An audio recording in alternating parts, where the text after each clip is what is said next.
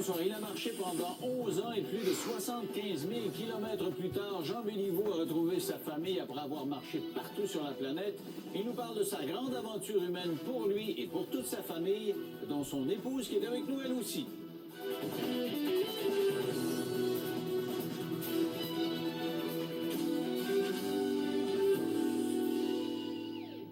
Il y a déjà quelque temps que je suis personnellement la progression de Jean Béliveau, pas le joueur de hockey, le marcheur. Il a fait le tour de la planète. Il est parti depuis 11 ans. Et je savais qu'il s'en venait. Puis je te dis, quand il va arriver, je veux l'avoir près de moi. Il est là avec nous ce soir. Il va nous expliquer ce qui s'est passé dans sa vie il y a 11 ans. À un moment donné, il dit, comme Forrest Gump, vous avez vu le film, il dit, je pars. Je m'en vais, je marche, et je marche pour la paix. Je marche, il va nous expliquer pourquoi. Et pourquoi aussi longtemps. Et il dit à sa femme, qu'est-ce que t'en penses? Es-tu d'accord avec ça? Elle dit oui. Elle dit, OK, pars. Je suis pas sûr qu'elle savait qu'elle s'embarquait dans 11 ans quand même. Elle a dit oui. Et le couple a survécu. Ce qui est assez extraordinaire, c'est que 11 ans après, ils sont encore un couple et ils sont avec nous. Il s'agit de Jean Béliveau et Luce Archambault. Bonsoir à vous deux. Bonsoir, M. Lévesque. Quelle idée il y a 11 ans de dire je quitte le Québec. Expliquez-moi comment ça vous est venu comme Le déroulement de tout ça. Ouais. Vous vous souvenez de la crise du verglas, M. Ouais. Lévesque? Donc, j'avais une petite entreprise d'enseigne à Granby. Puis, ça l'a affecté un petit peu la compagnie. Mais la pire tragédie pour cette compagnie-là, c'était mon écœurantite aiguë. Je me suis dit, ça y est, c'est fini, je veux changer ma vie maintenant, il y a quelque chose. Donc, je ne savais pas quoi. Et puis, finalement, bon, on a fermé l'entreprise après peut-être 8 ou 10 mois d'opération après la crise du verglas. Puis, ce qui est arrivé, c'est que moi, j'ai commencé un entraînement pour remonter ma condition physique. Je chantais avec le stress, des palpitations cardiaques, puis tout ça.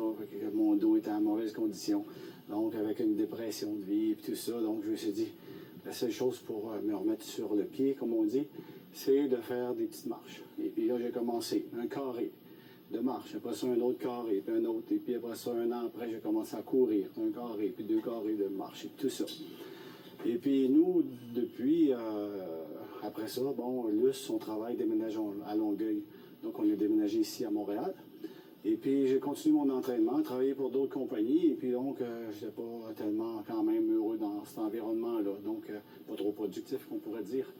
Finalement, je me rappelle, j'étais sur le pont Jacques-Cartier, pas loin d'ici, en courant. Puis, soudainement, ça m'est arrivé. En combien de temps je peux rejoindre New York et pourquoi pas l'Amérique latine et pourquoi pas le reste du monde. Donc, je suis retourné à la maison, j'ai ouvert l'Atlas, mis comme des feuilles de papier calque. Je fais différentes routes sur la map monde et puis j'ai pris celle qui était la traverse des 5 continents. En fait, c'est vraiment, je vais faire le tour du monde. J'ai calculé combien de temps ça va prendre? C'était pas sûr, ça. C'était comme une fantaisie. C'était comme pour me donner de la fantaisie sur ma vie. Puis finalement, j'ai fait l'estimation des kilomètres. Ça donnait théoriquement 10 ans.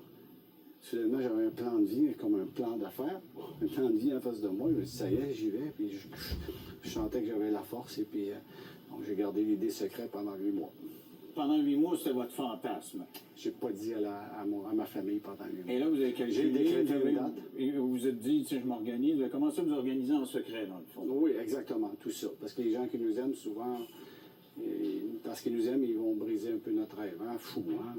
Alors, un jour, vous avez osé lui dire, OK, ça, je veux partir pendant après que j'ai décrété cette date-là, le 18 août 2000, mon anniversaire de naissance, 45 ans. 3 mois et demi avant de partir, bon, ça y est, là, j'étais nerveux un matin. J'avais pas dormi de la nuit. 3 semaines et demie. 3 semaines et demie avant de partir. C'est ce que j'ai dit? 3 semaines et demie avant de partir? Oui, exactement. Comment vous avez réagi quand je vous dis ça? Ah, c'était un dimanche matin au petit déjeuner. On prenait un bon café, puis je trouvais qu'il avait l'air très sérieux. Alors, je disais rien, puis tout à coup, il m'a dit « J'ai quelque chose à t'annoncer. » Boum, boum. Qu'est-ce que c'est? Bon, il dit « J'ai décidé de boucler la boucle. » Donc, il me laisse. Vous avez dit, il me laisse? C'est ça, ou qu'est-ce qu'il veut faire? Puis, mais qu'est-ce que tu veux dire?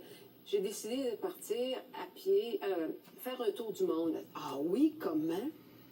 À pied? Comment tu vas faire ça? Il m'a expliqué un petit peu. Et là, j'ai dit, bon, pourquoi tu veux faire ça? Est-ce que c'est parce que tu veux qu'on se sépare? Non, non, non, non. Il dit au contraire, il dit, je t'aime mais je vais partir quand même. Alors, la décision t'appartient. Est-ce que vous vous êtes senti rejeté parce que vous n'étiez pas dans le trip ou là? Non, pas vraiment. Non, il m'a pas invité, mais... Ah! Il m'a pas invité, mais de toute façon, je pouvais pas partir parce qu'il me restait un certain nombre d'années à travailler avant de prendre ma retraite, puis il y avait d'autres Avez-vous hésité avant de dire oui?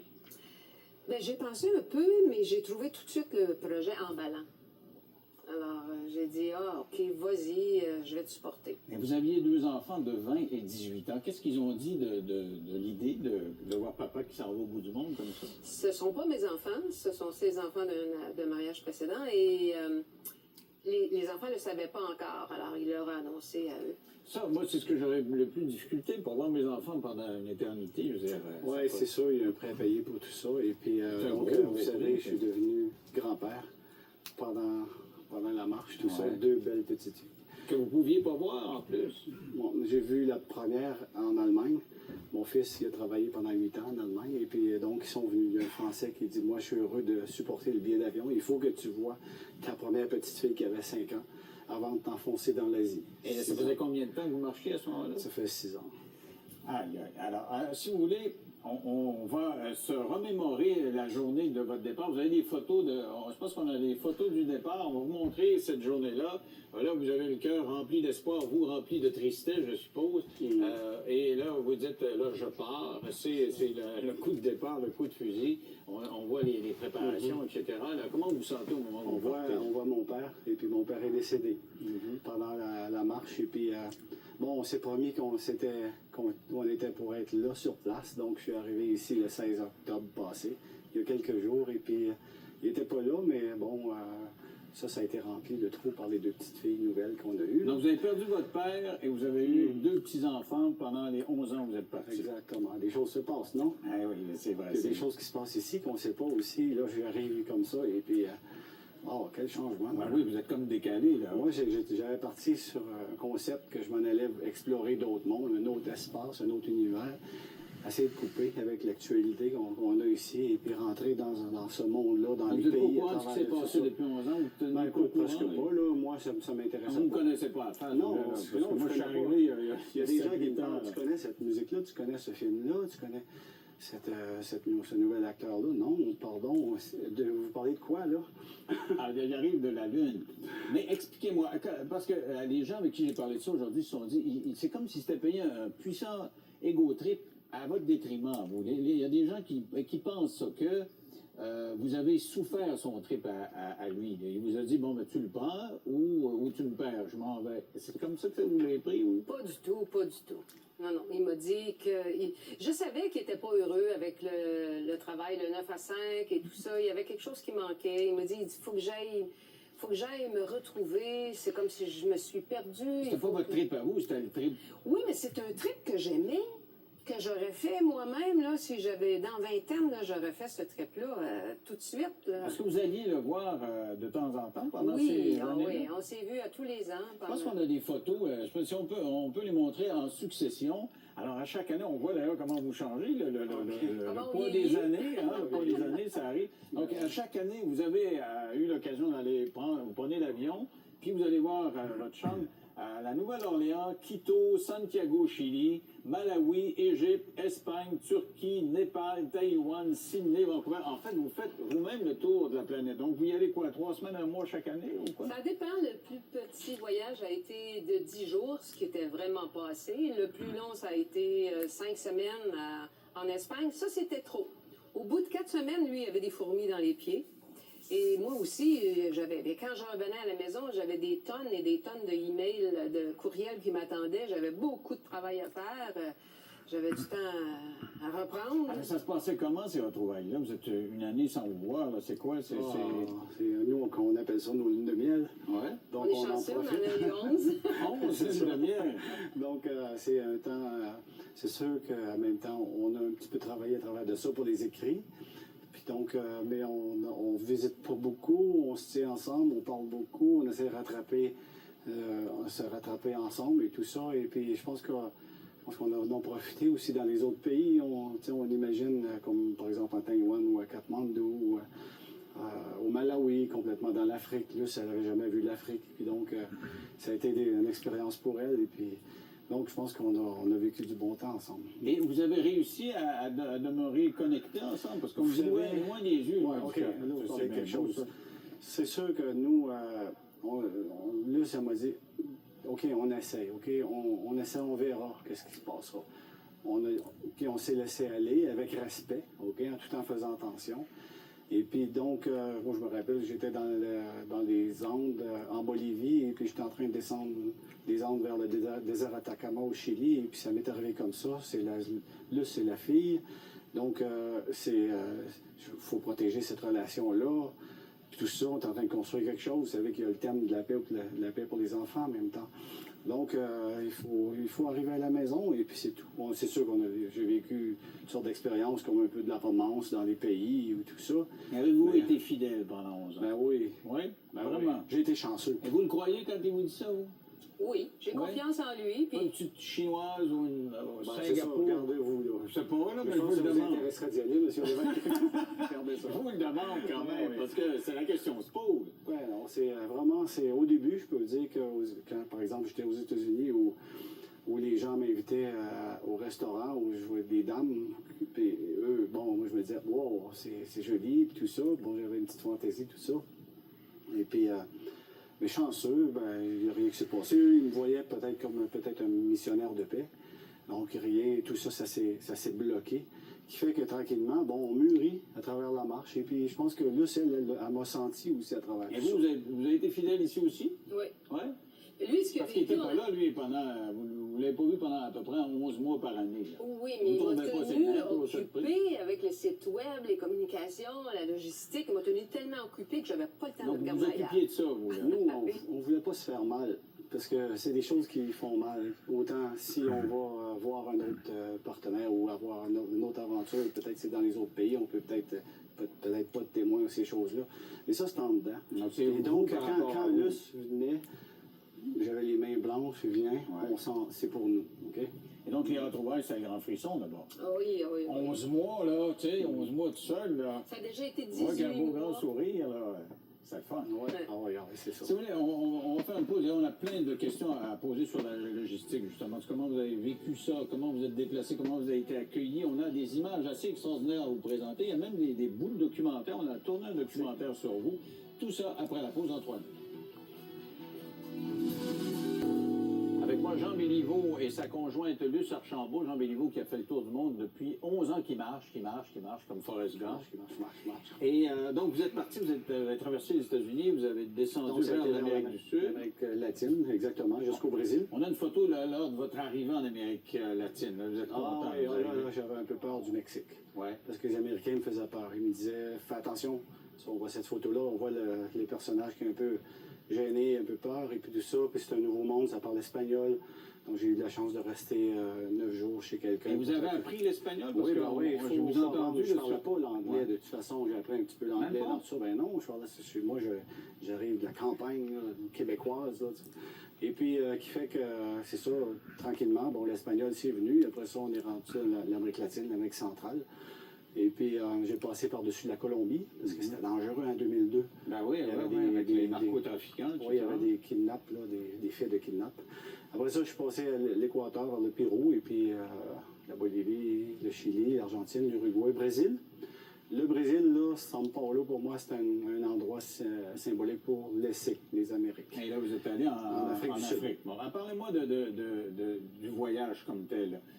Là, vous partez, on l'a vu, vous avez une espèce de vélo, une bicyclette, un chariot. de bébé, là. Qu'est-ce que vous aviez là-dedans? Là? Bon, il y avait une tente, et puis tout ce qu'il faut là, pour les commodités de camping, comme on dit, un sac de couchage, un matelas, et puis de la nourriture, mes vêtements, puis des pièces pour réparer tout ça, hein, parce que ça peut briser, puis tout ça, et puis bon, c'est simple, hein, puis des choses pour écrire. Aviez-vous de l'argent pas Un mal? petit peu d'argent, là. Bon, moi, ce que j'avais, c'est que en premier, j'avais une seule, comme une carte débit avec un réseau, ou quand je suis arrivé au Guatemala, hop, il n'y avait plus ça, ce réseau-là, donc Luce m'a envoyé une autre carte avec un autre réseau, et puis après ça, bon, finalement, avec 3 cartes. pour, dépendant des pays, pour les réseaux Mais plus. ça pouvait vous coûter combien pour voyager comme ça? Parce que L'Amérique latine nous a assez coûté cher par rapport à d'autres pays. On peut dire, bon, Luce, elle dit qu'elle a fourni, parce que j'ai à 4000 pièces partir. C'est impossible. Là. Fait que finalement, Luce, elle dit qu'elle a fourni 3, 4, 5 000 $ par année. 5 000 par année que vous mettiez dans le compte? À peu près. Ouais. Non, c'est pas, En non, c'est moyenne. pas comme ça, c'était en moyenne, parce qu'il y a des années, ça n'a presque rien coûté. OK, dans les pays où, ouais, c'est sûr. Les gens ça coûte l'ont moins hébergé. cher. Vers la fin de la marche, il était très connu, alors les gens l'hébergeaient Puis et le lui reste, achetaient c'est. tout. Oui, pardon, c'est ça, pardon. Le reste, c'est les gens sur la route. Donc, on peut dire à peu près 85 % des ressources venaient sur la route. Tous mes vêtements, c'est donné sur le tas, mes lunettes en Inde, et puis tout ça. Là. Donc, les gens vous accueillaient à bras ouverts? C'est pas tout le temps. Il y a OK. le phénomène de rejet en même Oui, temps. parce que j'allais dire, des Ouais. fois, il y a peut-être des gens qui vous ont pris pour un sans-abri, Ouais. puis il y a un certain nombre de préjugés. Ouais, là, c'est exactement. non, c'est arrivé? Donc, donc, j'ai dormi dans des prisons. Ben ça, c'est demander à la police pour dormir. Donc, ils m'offraient une prison. Après ça, À dans les ça, stations on de a pompiers. une bonne portion de documentaire. Si vous voulez, on va regarder. Je ne sais pas si vous vous souvenez de ce qu'on va voir là. C'est arrivé au moment où vous aviez besoin d'un endroit pour dormir et vous faites ce que vous nous dites là. Vous allez dans un commissariat de police, vous vous adressez à une policière et vous dites cherche un endroit où dormir. Puis elle ne sait pas qui vous êtes là. Oui, exactement. Donc, Vous êtes où là? là, je suis au Brésil. Donc, dans les derniers pas du Brésil. Et puis là, on essaie de s'exprimer en portugais. Je parle un peu un portugnol, qu'on peut dire. Parce que, donc, finalement, là, ils étaient heureux de me donner la prison, ou comment on dit. Vous lui demandez d'aller coucher en prison? Ah oui, ils étaient heureux de ça, et puis donc ils m'ont donné ça. Donc j'ai dormi dans 9 prisons finalement. Puis quand il y en a des, comme en Afrique du Sud, j'ai été bon, ils m'ont laissé la prison, puis finalement, le lendemain, c'était un autre, comme un corps de police, de policiers, puis ils m'ont oublié là-dedans, puis là, j'étais en train de crier dans la prison. S'il vous plaît, je suis un Canadien, un petit grillage. S'il vous plaît, je suis un Canadien, je fais un tour du monde à pied, puis les polices, il est fou, ils restent en dedans. Donc, finalement, ils sont venus après 2 heures et on dit qu'est-ce qui se passe? Ben écoute, je suis seulement un invité ici, puis ils m'ont laissé aller, c'est tout. Et il y a des familles aussi qui vous ont ouvert leurs portes. 1600 familles. 1600 de familles. toutes sortes. Hein. Vous pouvez vous imaginer dans l'Amérique latine, dans l'Afrique, chez les tribus. J'arrive chez les chefs de Donc, village. ici, là, on voit une prison, Ouais, il y a eu c'est des ça. huttes aussi, il y a C'est ça, eu des... ben oui, dans le Moyen-Orient, dans l'Europe, et puis dans l'Asie, où je dormais chez les gens, par exemple en Iran, les gens sont gentils, dans Mais le comment vous faites pour Soudan. vous introduire? Là? Vous arrivez Facile. dans la ville, là, puis Bon, vous écoute, dites... dans les peuples, c'est tout différent. C'est peut-être plus difficile dans les pays qu'on dit plus développés. Par exemple, en Europe ou Ouais. même ici au Canada, OK, chanceux que j'ai été un peu connu ici. Mais il y a des fois, tu sens vraiment le phénomène de rejet. Au Japon aussi, pour eux, c'est pas facile de communiquer. Donc, je dormais avec les mendiants dans les parcs, ou dans des forêts, ou dans des endroits même illicites. Pas le choix. Donc, c'est ça. Et puis, si tu passes ton temps, imaginez, ça fait 4070 nuits dans toutes sortes de choses. Même dans des maisons de prostituées. Oh! Et vous avez résisté à la tentation. Vous le croyez encore? Sans Le service. saviez-vous? Saviez-vous qu'il était dans un bordel? Non. Ah! Elle l'a pas en plus. Ça y est, on fondait. Et il rougit. Non, OK. Mais donc, Mais vous sans- étiez sans généralement service. accueillis. Donc, c'est Donc, ça. ce que je comprends, ça peut être le rejet comme la grande hospitalité. Il n'y a Ah pas de oui, milieu. ou là. le roi, chez des gens fortunés, ou dans les grands hôtels. Ou Vous avez été chez les gens fortunés? Ben dans les oui, hôtels, à les gens quel qui sont endroit? riches, ou peut-être en Espagne, ou dans l'Europe, et puis... Donc, ils vous voient Donc, où? Là, pour qu'un fortuné oui, dise viens-t'en chez Ben nous. oui, parce qu'ils sont heureux. Là, ils disent, ben écoute, tu fais le tour du monde à pied, bon, viens, et puis ça nous fait plaisir de t'inviter à la maison. Et après, ils te laissent aller, tu peux dormir dans la forêt avec... Ou je me rappelle, par exemple, à Atlanta, où j'ai dormi à la maison officielle du Canada. Et puis, parce que les ambassades du Canada étaient fiers, et ils me recevaient aussi. Ils passaient la nouvelle aux autres ambassades, puis ils faisaient des activités. Donc, le chauffeur me prend, m'emmène à la maison officielle le lendemain, il me redépose sur les pas. Après ça, j'ai dormi sur une table dans un marché aux puces abandonné, à l'air libre. Et puis, donc, c'est ça, c'est le C'est des roi, grands ou, contrastes. c'est des contrastes. On a des images d'une réception qu'on vous a réservée au Timor. sais pas si vous avez vu ces images-là, justement, qui sont issues du documentaire dont je parlais tantôt. Donc, c'est des enfants là, qui vous Absolument. accueillent. Là, ils vous arriver avec votre chariot. Là, et c'est comme ça que ça se passe? Là, c'est vraiment simple là-bas. Dans ces pays-là, c'est tellement simple. En Afrique, dans l'Asie et puis ici dans l'Asie du Sud-Est. Je suis en train de leur dire le drapeau du Timor, le drapeau du Canada, et on est des amis. Et puis donc, on embrasse les deux drapeaux, puis comme ça. On est des amis entre pays, comme ça. Parce que là, vous parlez aucune langue commune. Là, Mais je parle en portugais. Là. Ah, OK. Parce que Vous avez appris le portugais aussi? Ben, ouais. Puis là, je le perds un peu, là, mais c'est ça. On peut communiquer dans Il n'y a ce pas de danger, il ne faut pas l'entendre en portugais. Muito obrigado. Muito obrigado au Senhor. Envidos.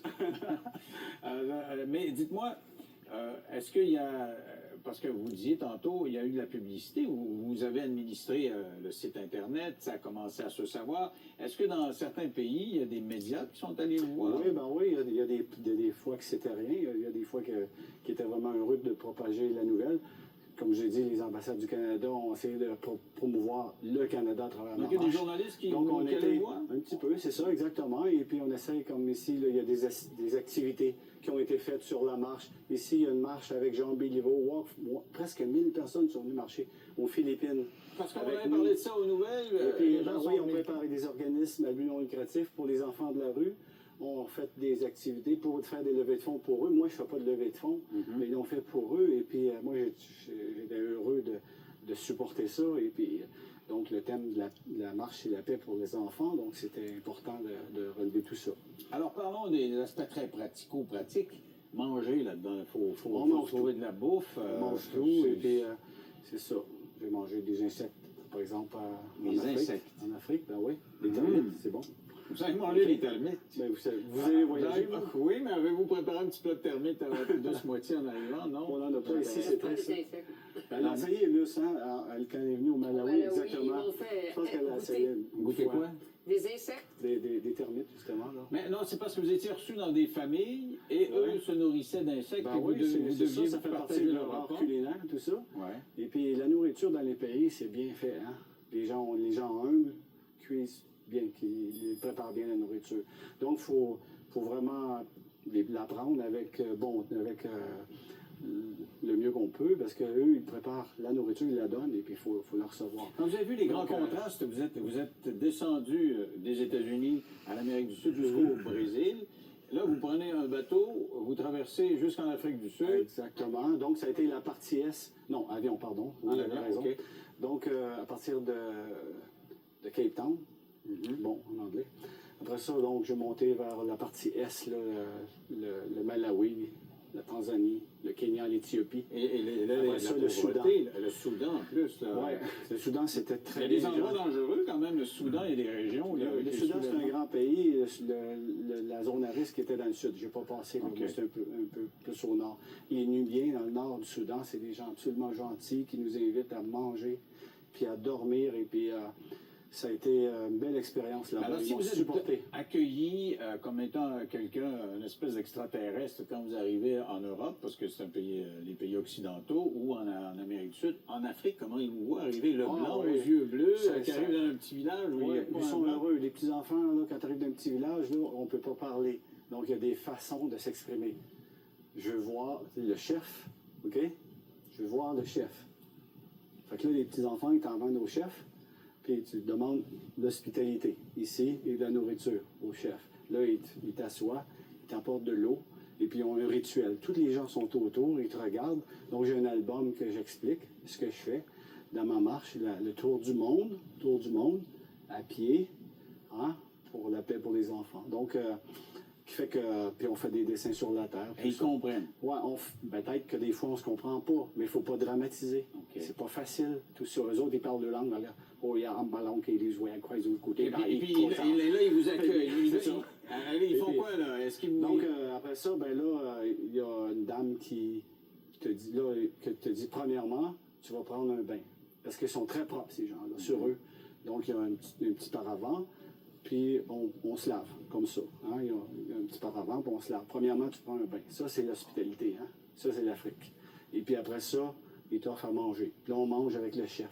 et 2-3 subordonnés du chef autour de ça. Et puis, donc, il y a toujours aussi, pendant ce temps-là, il y a quelqu'un qui a été chercher le petit professeur d'anglais qui arrive de loin, là, d'une école, dans quelque part, une petite école d'Afrique, qui arrive en bicyclette là, après 2 heures. OK, là, je viens ici pour vous aider à communiquer. Bon, là, on commence à communiquer, puis tout ça. Et puis, donc, c'est ça, c'est assez spécial à vivre. Et puis après ça, le matin, on repart dans tout ça. Et puis, Après avoir mangé quelques termites. Puis ça, c'est leur nourriture.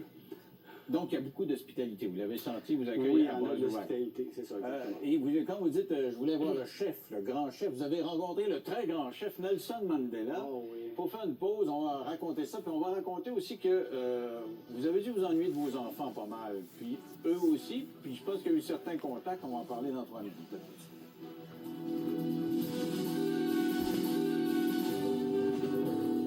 Avec moi, Jean Béliveau, qui a marché pendant 11 ans, marché 75 000 km à travers le monde, accompagné de sa conjointe Luce Archambault.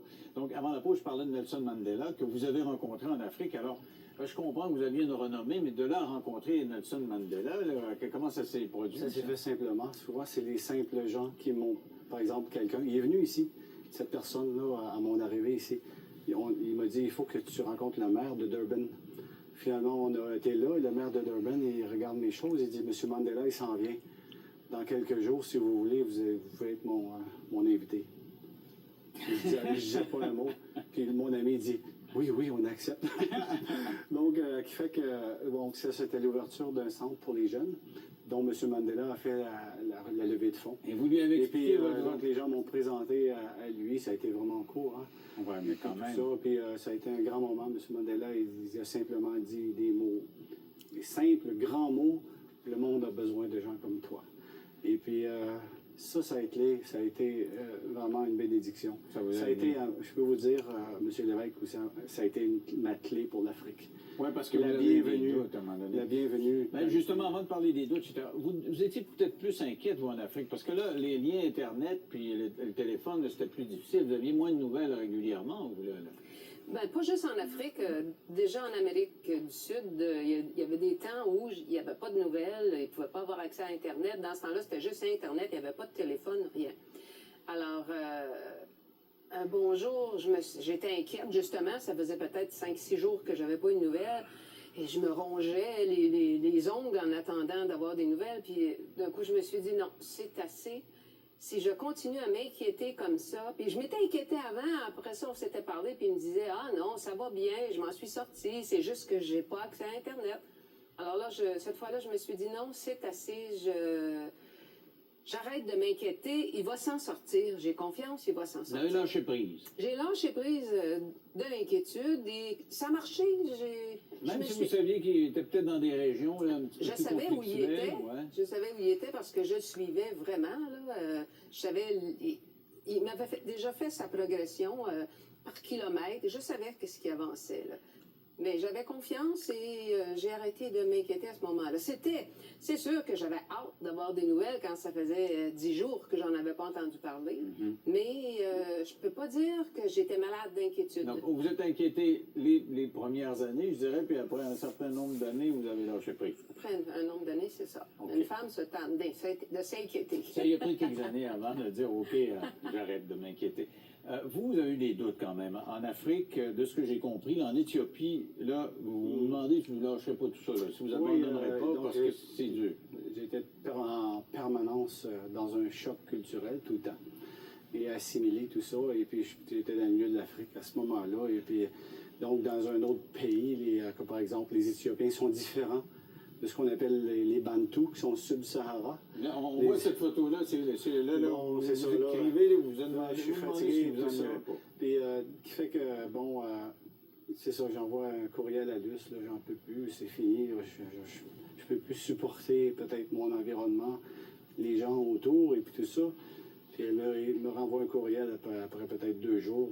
J'ai parlé à la famille et puis tous, on veut t'encourager. Tu es le bienvenu et on t'aime, mais s'il te plaît, si tu reviens, c'est comme si tu n'aurais rien fait. Vous aviez peur qu'il regrette son coup, c'est ça?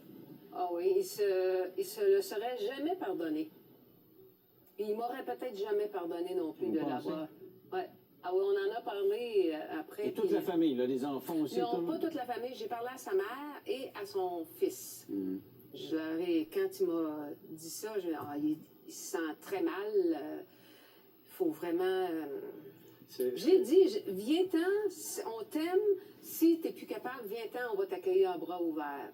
Mais on te demande de continuer. S'il te plaît, continue. C'est quelque chose quand même, c'est dans le renoncement. Qu'est-ce que ça vous a fait? Moi, quand j'ai vu ça, immédiatement, je me suis dit, hey, le fou, faut pas lâcher comme ça.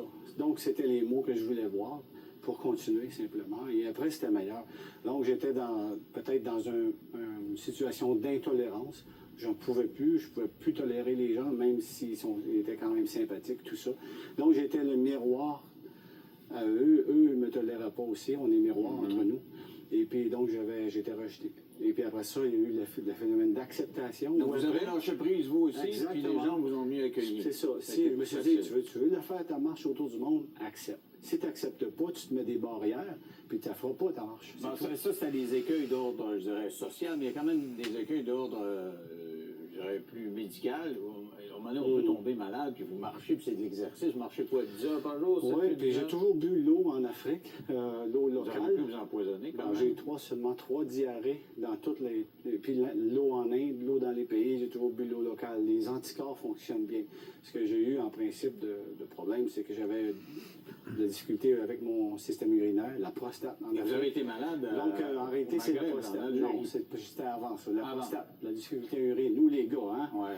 Donc, ce qui fait que je rencontre un médecin en Algérie, puis je lui demande est-ce que tu peux vérifier ça? Il dit oui, pas de problème. Les Algériens nous aiment beaucoup, hein, en tant que Canadiens français.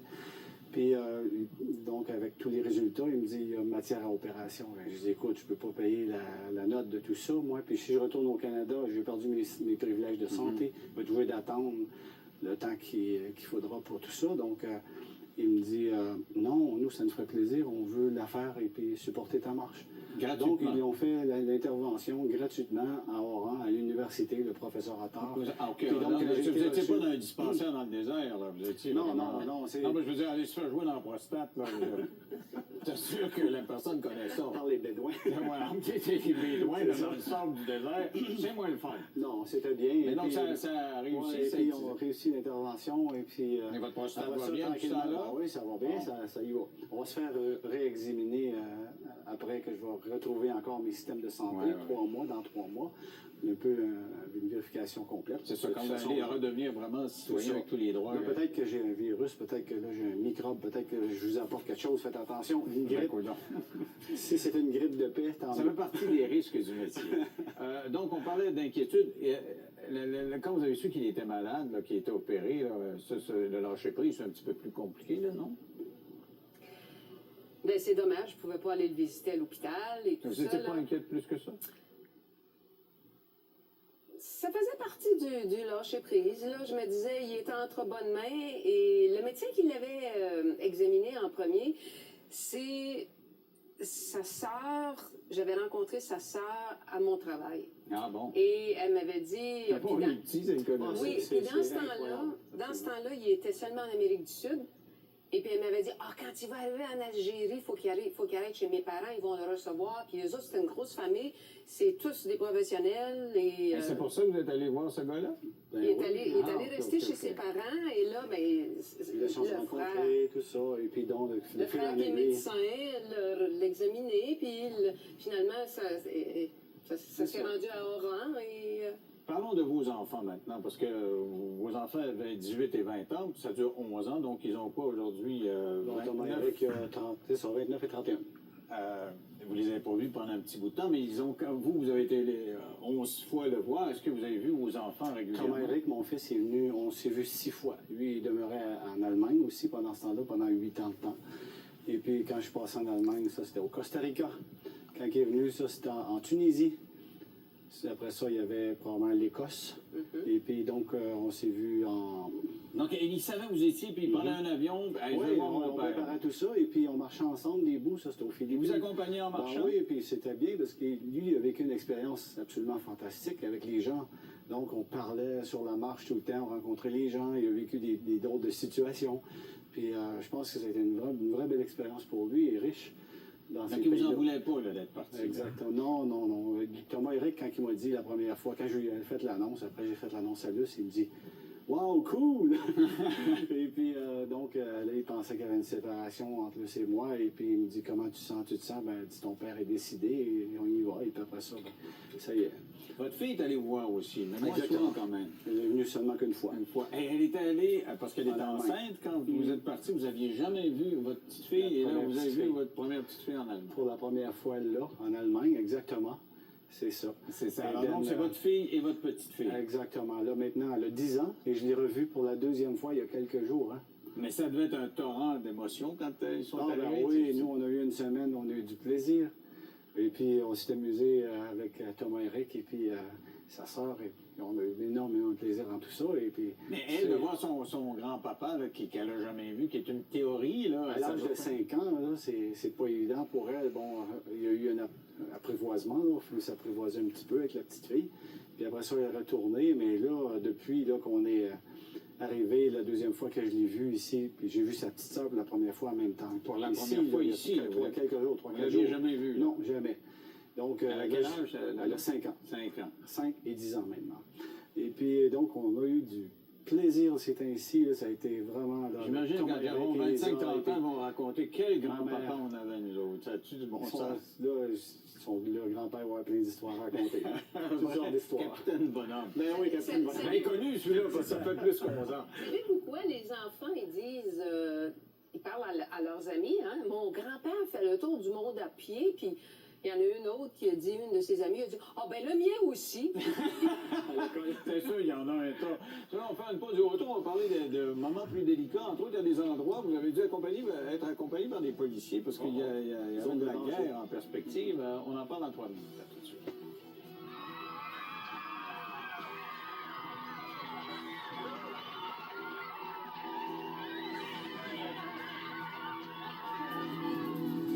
Béliveau et sa conjointe Luce Archambault, Jean Béliveau qui a fait le tour du monde, qui a marché 75 000 km. Votre mère est allée vous voir aussi. Vous avez dû vous ennuyer de votre mère. Votre père est décédé, vous me l'avez dit tantôt. Là, Oui, j'ai eu la surprise d'avoir ma mère à Istanbul avec Luce, avec son nouveau mari. C'était pas prévu, Et ça? puis, je l'ai su en dernier, donc c'était pas ok. prévu jamais. OK. Qui fait qu'on a passé un bon temps encore là, ma mère et puis... Vous avez dû donc, vous ennuyer quand même. C'est Oui, votre mère. des fois. Après ça, quand je suis reparti de là, parce que là, je m'enfonçais dans l'Asie, là, j'ai eu un vide comme un autre petit creux, pas pour abandonner, mais là, je me suis dit, là, ça y est, là, je m'enfonce dans l'Asie, c'est ma famille, tout ça, c'est loin en arrière, et puis... Donc, il y a eu des moments de des petits moments durs aussi à ce niveau-là. Il y a eu des moments aussi compliqués par l'environnement. Il y a des animaux sauvages qui vous ont posé des problèmes. Il y a des zones à risque, il y a des zones de banditisme, il y a des zones où aussi, par exemple, au Chili, où je me suis réveillé en pleine nuit avec un son. C'était un puma, là, probablement qui a été surpris. Je dormais à la Belle Étoile dans le désert, et puis après ça c'est parti, cette affaire-là. Après ça, j'étais dans mon sac de couchage pour bouger. Bouge pas fort dans ce Et puis, temps-là, non, oui. bouge pas fort. Après ça, dans des zones de lions en Afrique, où, bon, j'avais... Vous les entendiez rugir? Non, les gens m'ont dit, il y a des lions, tu passes, c'est tout, et puis Tu t'envoies, tu cours? Non, tu cours pas parce que là, ils vont t'attraper. C'était quoi la consigne? Si Non, tu fais simplement marcher, tu peux les regarder, mais tu gardes le rythme, c'est tout. Après ça, c'est tout. Donc, j'avais mes deux... J'aurais passé ça au lion, J'avais mes poils de Cayenne, nerveux, et puis s'il y en a un qui arrive vite, Je comprends, non? après ça, bon, là, il y a des zones, par exemple, il y a eu 9 pays qui m'ont supporté au niveau de l'escorte policière. Parce que vous étiez dans les zones... Les zones à risque. troublées, La plus importante zone, c'était à Mindanao, dans le sud des Philippines, où il y a des troupes rebelles dans les montagnes, tout ça. Donc, ils ont fourni l'armée, la police et aussi les services de renseignement. Donc, pour observer les mouvements dans les montagnes, tout ça. Et puis, moi, je marchais des fois avec... je me ramassais avec 20 soldats ou policiers autour de moi, avec des armes. Donc, c'était assez ironique par rapport que moi, je marche pour la paix. Marchez pour la paix, puis vous devez être protégé. Donc, je leur disais, je veux rencontrer les gens des troupes rebelles, ils ont quelque chose à dire aussi. Non, tu vas être kidnappé. Donc, c'est ça, c'est assez spécial. Donc, ça a été un bel élément de pensée sur la paix du monde. Vous avez marché, et tantôt on parlait de Nelson Mandela, vous avez rencontré des gens humbles, vous m'avez dit qu'ils sont très hospitaliers, des gens riches qui vous ont accueilli, puis des gens aussi célèbres, d'autres prix Nobel qui vous ont... Il y a Mandela, mais d'autres prix Nobel de Oui, la paix j'ai eu qui la vous ont chance de accueilli. rencontrer l'ex-président du Costa Rica, qui était Oscar Arias Sanchez. Ici, on voit Adolfo Pérez Esquivel, Argentine. Après ça, il y avait M. Kim Dae-jung, M. Mandela. M. Kim Dae-jung, il était prix Nobel de la paix en Corée du Sud. Lui, il m'enseignait beaucoup au sujet des Vous leur avez parlé plus longtemps Oui, monsieur Kim Dae-jung, M. Oscar Arias aussi, on a parlé beaucoup, on a pris plus de temps. Oui, comment vous avez pris rendez-vous avec ces gens-là? C'est Ils ont des gens- su que vous marchez c'est pour des la gens- paix, ils c'est ont des des prix gens Nobel de la ordinaires, paix. c'est des gens ordinaires du pays qui les contactent, ces gens-là. Après ça, bon, finalement, ils ont accepté le rendez-vous que je pouvais les rencontrer. Et puis, donc pour moi, ça a été riche, ça a été des événements assez riches pour apprendre sur les situations politiques, les mouvements, etc. Et comment c'est revenir ici? Ça doit être tout un choc. Oui, là. choc culturel. Vous êtes 11 ans en retard. Moi, je ne connaissais pas. Ben oui. Et je connais pas les gens. Et puis là, j'arrive, c'est quoi je vois les artistes avec plus de rides et puis tout ça. Et puis, donc, Mais le stress. Oui. Juste le mode de vie. Quand je suis parti, les j'ai laissé le klaxons. stress en arrière. Puis là, le stress me regagne. Parce que là, vous savez que, bon, on a les entrevues, médias, les médias, vous vous occupez. Ben oui. Pas de bon sens, ça. On Et est puis, plusieurs. vous êtes plusieurs. Et puis après ça, bon, il va y avoir l'écriture des livres. Donc, les éditeurs aussi, ils sont autour. Et puis il va y avoir les conférences. Et puis après ça, bon, m'occuper du thème de la paix pour les enfants. Êtes-vous soulagé? Vous dites-vous, je suis rendu, vous avez le goût de repartir? Oui, non, c'est fini. Soulagé. Êtes-vous content qu'il ait plus le goût de repartir, lui? Là? Oui, monsieur. Oui. Vous ne passeriez pas un autre 11 ans tout seul? Non, ça suffit, là, 11 ans, mais il n'y a plus le goût, là, ça fait que je le sais. Alors, j'en reviens à la question de départ. Est-ce que vous êtes soumise à sa vie, à lui, là, dans le fond? Est-ce que votre vie, vous ne l'avez pas menée en fonction de son rêve à lui? Oui, pas mal. Ben, c'était mon rêve aussi. C'est vraiment un projet conjoint. Vous croyez à la paix à ce point-là? Vous privez de votre conjoint pendant 11 ans, parce que lui, il a fait ça pour la paix, pour sensibiliser les gens à la paix. Oui. Il faut faire quelque chose. Est-ce que vous êtes deux idéalistes? Ça a l'air que ça. Ouais. Ça a l'air que oui. C'est pas tout le monde qui vous comprend. Hein? J'entendais un commentateur ce matin à la radio. C'est quoi ce soir-là? Là, coupe, et puis il allait se partir. Il Il y a quelque chose. Il y a quelque chose. On est spécial tous les deux. Ça prend bien nous autres pour faire ça. Comme on dit en québécois. Mais ça s'est déjà produit, hein, voyez-vous. Pénélope a laissé partir son Ulysse. Ah ben oui, un Ulysse québécois. On vient avec Pénélope et Ulysse dans 3 minutes. Conjointe Luce Archambault, c'est quoi vos plans maintenant, si vous faites plus le tour du monde? Comment vous voyez la vie? Là, J'ai l'impression que c'est une autre décennie qui se prépare. Voulez-vous travailler de 9 à 5? Non, ça va être joli. Ça va être la publication des livres et puis ça va être des conférences. Travailler sur le thème de la paix et surtout, famille. Les simples valeurs de base, simple, l'amour, le partage entre nous, premièrement dans la famille. Donc vous êtes ennuyé de votre monde. Là. Ah oui. Puis ça, c'est important. Imagine la fille qui a laissé son homme 11 ans. C'est pas à mon tour de la chérir. Ouais.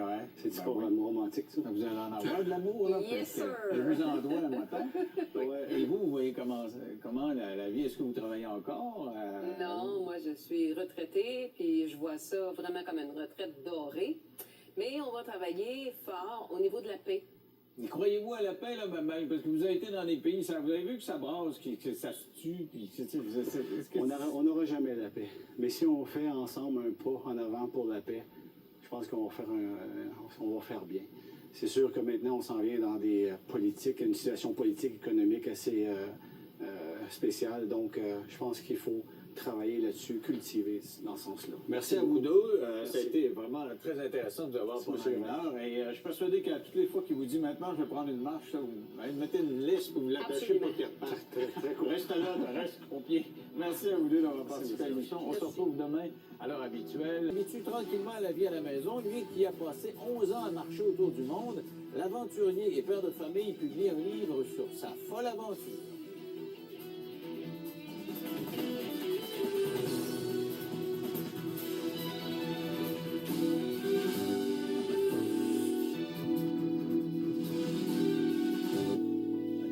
Fait le tour du monde et il l'a fait à pied pendant 11 ans. Jean Béliveau a marché. Il n'a pas patiné, c'est un autre Jean Béliveau et il a marché.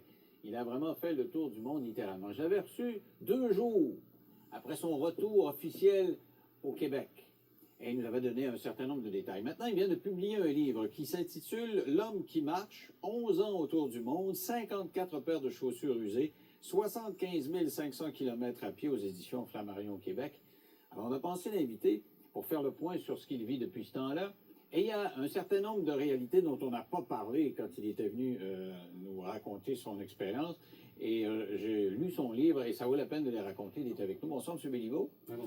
Ça fait 1 an et demi que vous êtes revenu au pays. Vous avez marché pendant 11 ans. Vous avez découvert le monde. Quel choc culturel ça a dû être, là? Êtes-vous capable de vivre une vie normale ici? Ou... Imaginez quelqu'un qui tourne autour du monde, qui est en mouvement, il arrive dans sa maison, un petit encadrement tout petit. Il faut que je replace mes repères statiques tranquillement. Ça a pris du temps. Et puis au niveau émotif aussi, surtout avec la famille. Ben oui, mais justement, comment ça, c'est des étrangers, votre famille? Ah, absolument. Luce, qui était venu ici, merci pour l'entrevue, et puis qu'on a fait ensemble, et puis qui est resté dans sa maison, l'autre qui a voyagé, on était complètement dans les antipodes, un et l'autre. Et tranquillement, on s'est adapté à notre nouvel environnement. Et Luce, de bonne volonté, me laissait du territoire dans la maison, mais tranquillement, il fallait que je reprenne ma place au niveau de nos émotions aussi. Et puis, ça a dû être fermé sur vous longtemps. Là. Pendant 11 ans, OK, vous avez rencontré du monde, vous le racontez dans le livre, mais vous faites des grands bouts tout seul, là, dans des déserts, vous traversez le désert tout seul, vous ne parlez pas à un chat, et là, tu es obligé de parler tous les jours. Ben oui, mais c'est un paradoxe, hein, parce qu'on a vécu une histoire d'amour dans ces 11 ans-là, nous. Et ça, j'avais bien de la difficulté, je me rappelle, vous m'aviez parlé de ça, votre femme aussi, j'avais de la difficulté à le comprendre, j'ai peut-être davantage compris en lisant votre livre. D'abord, quand vous lui dites, on comprend que vous étiez en dépression. Hein? Il y a 12 ans et demi. La crise du milieu de la vie, la crise de la quarantaine, qu'on dit, bon, le verre de là, la dépression, la fermeture de l'entreprise. On déménage à Montréal, je suis de Granby, bon, je suis né à Asbestos dans les cantons de l'Est. Et un jour, sur le pont Jacques-Cartier, en faisant mes exercices, parce que moi, je voulais pas, en fait, prendre de médicaments, etc., ces choses-là. Puis un jour, ça m'est arrivé directement sur le pont. Écoute, là, moi, tu vois le trottoir, puis ce trottoir-là touche tout le monde entier. Combien de temps je peux rejoindre New York, etc., et le monde entier, et puis ça m'est arrivé comme ça, et je pense qu'à partir de ce moment-là, c'est là que ma dépression finit, finalement. Mais vous préparez tout votre voyage, tout seul, pas un mot ni à votre fils, ni à votre femme, et c'est juste une fois que vous êtes sur le bord de partir que vous vous dites, OK, je pars. Ouais. Alors, vous m'aviez expliqué ça, ce que je comprends dans le livre, c'est que ma perception des choses, c'est qu'elle s'est dit, mon mari est en dépression, il s'en va vers un mur, c'est que j'y donne l'opportunité de se guérir. Elle savait que j'étais pas bien.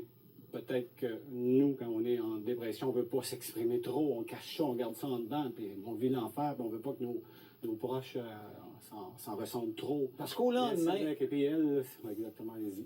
Au lendemain de la diffusion de ça, moi j'ai eu une discussion avec ma femme à moi, et j'ai eu une discussion avec le monde ici, puis je vais vous dire, il n'y a pas grand monde qui comprenait votre femme d'avoir dit, oui, OK, tu vas faire le tour du monde. Je lui avais dit en partant, ça va prendre au moins 10 ans.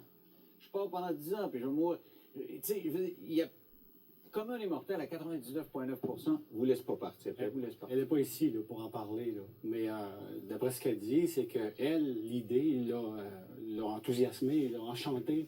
C'est quelque chose qu'elle dit qu'elle aurait aimé faire éventuellement, et puis... elle a apporté la cause de la paix, ce qui a apporté une arme à la marche. Et à partir de là, c'est comme si, OK, il y avait le marcheur et la cause qu'elle a apportée. Là-dedans, on est devenus comme des associés dans une entreprise. Et c'est évident dans le livre, parce que quand vous m'aviez raconté ça, c'était difficile d'allumer là-dessus. Elle prenait le téléphone, vous marchiez, et elle prenait le téléphone, elle alertait les médias des pays où vous en alliez. Et il y a des endroits, vous arrivez aux États-Unis, vous vous rendez compte que vous êtes connu. Parce qu'aux nouvelles locales, ils ont parlé de vous. Mais le plus extraordinaire, vous êtes au Chili, dans un désert. Il n'y a pas un chat, vous ne parlez pas à un chat, vous souffrez, vous suez. Vas-tu mourir, mourras-tu pas, puis il passe au travers. Et vous passez de la solitude à l'accueil total et délirant, parce que le Chili était tout au courant de ce que vous faisiez. Oui, il y a beaucoup de mines là-bas et des villages à travers le désert comme ça. C'est riche en produits miniers. Puis les villages, justement, se faisaient le relais pour en parler. Puis, donc, ils faisaient des activités pour la cause des enfants. Puis on essayait de promouvoir ça. Les petits-enfants qui arrivaient dans la rue, qui me recevaient avec des pancartes sur les droits de l'enfance. C'était vraiment touchant. Puis, tranquillement, moi, la cause, là, j'étais pas vraiment porteur au début. Mais c'est tous ces petits-enfants-là qui m'ont apprivoisé à leur cause, finalement. Mais votre femme aussi vous aidait dans le sens où elle communiquait avec les médias chiliens? Pas tout le temps, pas tout le temps. Pas dans tous les Écoutez, pays. là, souvent, ça, c'était quand même, oui, c'est arrivé, et souvent, ça se heurtait en même temps. Bon, mais ça, tranquillement, ça s'est fait sur le tas. Les gens étaient heureux, justement, d'appeler les médias, et puis, hey, on a un homme qui fait un tour du monde à pied, puis là, OK. c'est En- sûr entre qu'eux eux, étaient c'est heureux de aussi, ça, OK. exactement, puis on essayait tout le temps de passer l'histoire du message pour la cause. Et je pense qu'on a une carte de ce que vous avez fait. Quand on dit faire le tour du monde, vous avez vraiment fait le tour du monde. C'est une carte qu'on a tirée de votre livre. Et donc, on voit partir de Montréal, vous partez de Montréal et vous descendez. Exactement, on descend vers l'Amérique. Ça, il y avait on peut dire les 5 grands continents. On descend directement au Brésil. Ça a pris 2 ans et 10 mois. Hein. On voit à chaque point 1 an. Hein. Tous les 18 août 2000, tous les 18 août. OK. Après ça, bon, c'est l'Afrique du Sud qui est un peu resserrée à cause de la coupure Ouais. du livre. Et puis, on s'en va à Addis Abeba jusqu'au Maroc, le deuxième continent, l'Afrique. Et puis Et on l'Europe. monte en Europe. Et puis ouais. on descend vers l'Europe de l'Est qui s'en va vers l'Asie. On voit des zones où j'ai pas marché, des zones un petit peu à risque pour me retrouver finalement en Chine. Finalement, mais on continue dans les îles, Japon, Taïwan, Philippines, et puis l'Australie, hein, après Java, puis la Nouvelle-Zélande. Nouvelle-Zélande, j'ai eu la chance d'avoir un billet d'avion gratuit des Néo-Zélandais pour me retrouver sur mon sol à Vancouver. Et puis 8 mois de Vancouver à Montréal. Pour traverser tout le pays. Il n'y a pas grand-chose là-dedans. Il est question, c'est un beau portrait dans le livre, et il est question de différentes dimensions de votre vie. La dimension sexuelle, elle est quand même omniprésente. Ça, Vous j'ai étiez- été à Ah, ben ouais, mais ça, c'est vrai. vous écrivez, vous ouvrez la porte comme ça. Oui, c'est vrai. Ah, vous avez écrit ça dans vos notes, vous allez avoir des réponses. Ah, écoutez. Alors, dites-moi, vous abordez la question quand même là-dedans. Vous dites, vous êtes 11 ans sans voir votre femme, sauf qu'elle va vous voir de temps en temps, là, en avion. Vous avez des rendez-vous définis à certains endroits, mais il y a des grands bouts, vous ne la voyez On pas. s'est laissé avec que tout pouvait arriver, mais avec un respect. Mais dans les faits, c'est un autre monde. Quand j'étais dans le sud des États-Unis, vers le Texas, il y a des gens qui me recevaient, des dames, puis là, tu sais, la solitude, là, l'aspect du manque de ça, là, finalement.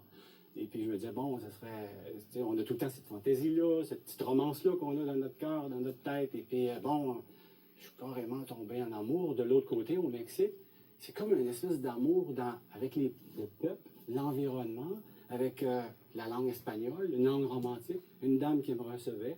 Et puis, moi, à un moment donné, après quelques jours, j'étais chez eux, je ne comprenais pas l'espagnol, mais dans ma tête, moi, la romance, a continué. Tu sais, c'est comme on s'en va en vacances, un amour de vacances. Et puis, à un moment donné, je dis à la dame, comme ça, j'ai dit, je vous aime. Puis elle me dit, carrément, mais vous avez une femme, vous? Puis, aïe, aïe. Elle vous a ramené sur J'ai reçu une claque dans la face, dans le visage, c'est pareil, c'était égal à ça. Fou! Hey, tu sais, réveil. Et puis après ça, ben écoute, c'est le monde, OK, on parle de ce sujet-là, mais on parle aussi au sujet des valeurs matérielles ou les croyances, la spiritualité, ces choses-là. Je pense que le monde a forgé le marcheur. Il l'a replacé. C'est plus là naïf. Oui, je veux garder ma naïveté, mais justement, au niveau des valeurs humaines, des interactions humaines entre nous, au niveau des peuples, on parle des concepts de la science de la paix, des guerres et des violences. Puis j'ai été reçu là, dans des camps ennemis, hein, et puis même ces gens-là, de l'autre côté, qu'on dit nos ennemis, qui me disaient, vas-y pour la paix. Moi, ils m'ont forgé, ils m'ont changé, puis je me suis rendu compte que tout le monde voulait la paix. Mais vous aviez un choc, vous viviez un choc à chaque endroit. Absolument. Quand vous descendez dans le sud et vous arrivez dans des tribus encore, puisque ce sont des installations grégaires tribales, et vous dites que dans leurs mœurs, sexuellement, c'est ouvert. Ils sont encore en train de parler de sexualité, puis ils sont en train de s'offrir. Vous avez plein de femmes qui s'offrent à vous. J'étais dans l'Équateur, sur la côte, où je pense que c'est la place où j'ai eu le plus de demandes en mariage, carrément. Gringo, je veux un bébé avec tes yeux. Pardon, mais c'était. Vous n'avez pas eu envie de C'était faire des offensant. bébés Non, rendus là? non, absolument pas. Même que je trouvais ça drôle. Et puis, mais c'était offensant. Je sentais l'offense que je leur faisais, les dames, bon, de tous les sexes, là. Hein, Elles se des sentaient hommes rejetées, aussi. comme vous disiez. Oui, exactement. Et puis, on sent ça. Non, pardonnez-moi. Non, j'ai une famille, j'ai une épouse. Et puis, il y a des choses. J'ai fait des erreurs, par exemple. Bon, je fais une relation en Éthiopie. Il y a des choses qu'on ne fait pas dans les pays qu'on ne sait pas. Hein. Puis moi, je rencontrais des petits-enfants. Je faisais des clins d'œil. Bonjour, comment ça va? Mais ça a été dur. Les petits-enfants me rejetaient, puis ça a été vraiment dur, tellement au point que je voulais retourner à la maison. J'ai envoyé un courriel à Luce, bon, tout ça, qui me dit, bon, on t'aime, mais continue ta marche parce que ça va la briser. Un peu plus loin, j'arrive dans une famille et l'homme me dit, est-ce que tu rencontres des jeunes filles éthiopiennes? Non, je me bats pour ça, contre les abus, tout ça. Et puis, il me dit, tu rencontres des dames éthiopiennes? Non. Qu'est-ce qui se passe avec toi? Je lui montre mes photos de famille. Il dit, écoute, tu fais des clins d'œil de temps en temps. Il dit, c'est directement une demande à connotation sexuelle. Donc, quand on fait un Moi, je faisais des clins d'œil là-bas aux gens, au bonjour des enfants, même aux dames, même aux hommes. Imagine quel pervers j'aurais pu. Aïe, aïe. Non, quand on parle de choc des cultures, et on le sent dans le livre, c'est en filigrane tout le long. On va en parler au retour dans 3 minutes, parce que là, vous êtes descendu jusque dans le sud, mais remonter après ça, je dirais, être dans l'Afrique et remonter en Europe, où l'Europe, là, c'est la civilisation occidentale par excellence. On en parle dans 3 minutes. Béliveau qui a écrit L'homme qui marche, lui qui est parti pendant 11 ans faire le tour du monde. Et ce qui est extraordinaire en lisant votre livre, c'est qu'on dit il a donc été chanceux dans son affaire parce que vous avez traversé des contrées qui étaient remplies de dangers. Là. Je pense à l'Afrique où il y a des lions. Puis il y a des grosses bébites qui peuvent manger le monde. Et même, vous avez traversé un secteur, et quand vous êtes arrivé, les gens vous ont dit, tu es fou, t'aurais pu te faire... Est-ce que tu as un arme, t'as un fusil? Non, je marche pour la paix. Moi, j'avais traversé une zone en particulier où il y avait justement des animaux, sauf des lions, comme on me disait, avec mes 2 poivres de Cayenne dans les mains. Juste du poivre de Cayenne. Ben oui, écoute, ça a des yeux, ça. Mais il faut que tu réagisses vite, j'ai l'impression. Si tu ça dans les yeux, puis tu es encore plus fâché là, quand il te bouffe. Ben écoute, c'est ça, c'était mes armes, finalement. Et puis, c'est sûr, mais l'être humain aussi, en même temps, les zones de banditisme, et puis j'ai rencontré de toutes sortes de gens. Vous avez eu peur, qui se sont quand échappés. même, Oui, j'ai eu des frissons, c'est sûr. Quelles sortes de gens vous me dites que vous avez... Écoutez, des zones de banditisme, comme on dit, des zones de danger, où finalement... ces gens-là qui m'arrivaient autour, comme en Afrique du Sud, par exemple, où tu sens qu'ils sont très territoriales, qu'est-ce que tu fais? Ben là, il faut s'adresser tout de suite au petit chef de la bande. Bon, je fais un tour du monde à pied, puis j'expliquais mon album, mais il devenait sympathique à ça. Je me rappelle d'une fois un jeune qui me dirige vers un autre endroit, je lui demandais d'aller à la station de pompiers, et c'était suspect, il me dirige vers un autre endroit, il faisait noir, et puis... je lui dis, je fais ça pour les enfants, la paix, etc. Et puis, il me montre finalement ses balles, il arrête un peu. Je fais ça pour les enfants. Il me montre ses cicatrices, il était enfant de la guerre. Il me donne l'équivalent d'$1, et il dit, écoute, c'est pas ici, là, c'est plus loin que tu vas trouver ta station de pompiers pour dormir. Donc, même si c'est des gens à risque, j'ai dormi dans des prisons, dans des zones. Puis, il était sympathique à ça, ces gens-là. C'est des gens qui ont souffert, c'est des gens qui ont... que finalement, que nous, on marginalise, et puis qu'on exclut, et puis c'est ce que ça fait. Mais n'empêche que quand vous voyez arriver, il y avait beaucoup de préjugés. Là. Il y a des endroits où, justement, en Afrique, vous êtes le seul blanc dans une berge de noirs, et ils se demandent ce que vous faites là. Oui, c'est pire que ça. Quand tu arrives dans les chefs de tribu, de tribu où ils te reçoivent, et puis là, ils prennent le temps, et puis ils donnent de l'eau, premièrement. Moi, j'ai jamais traité l'eau. Hein. J'ai toujours pris l'eau locale en Afrique.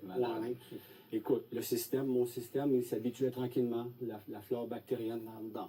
Et puis, je pense que justement, le corps humain, l'intellect humain s'habitue à des cultures différentes, tranquillement, si on lui donne la chance d'évoluer tranquillement. C'est incroyable, un corps humain. Mais quand je dis que vous avez été chanceux, vous auriez pu être malade. Vous avez été malade, et vous avez été opéré quand même. Ben oui, absolument. En Algérie, écoute, nous, les hommes, hein, la prostate. En plus, la prostate. Tu es allé te faire jouer en prostate par des médecins dont tu n'es pas sûr des compétences, écoute, quand même. Je pense que c'était très bien. C'était à l'université à Oran, en Algérie. Comment vous avez fait pour vous faire soigner là? J'ai rencontré un médecin, une couple de médecins à l'avance, et puis ils m'ont dit qu'il y a quelque chose, il y a des faits pour être opéré là-dedans.